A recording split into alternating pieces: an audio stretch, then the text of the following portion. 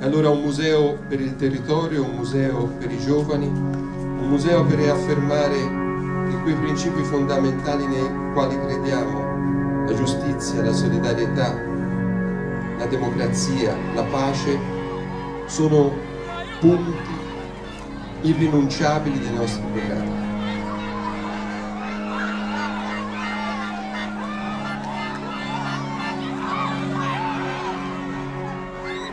La paura mi fa tremare dentro.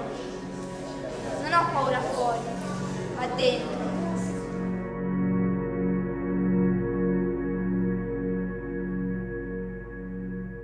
Questo museo non vuole essere, non è costruito per essere un mausoleo, bensì questo museo vuole essere un organismo proiettato verso il futuro.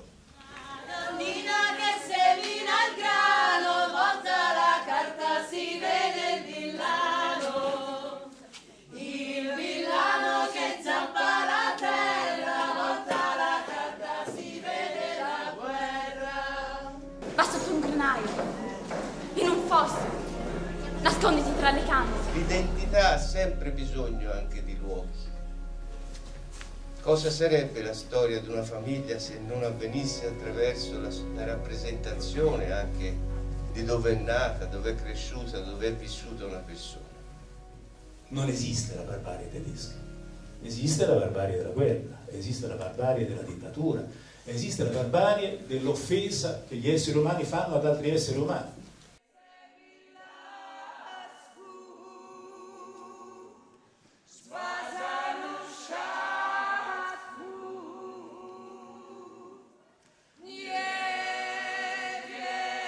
Vedo i soldati venire dritti davanti a me.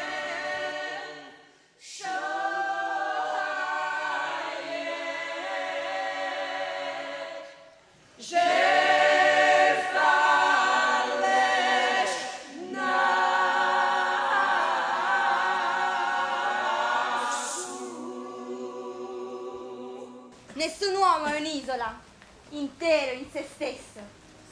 Nessuna donna è un'isola.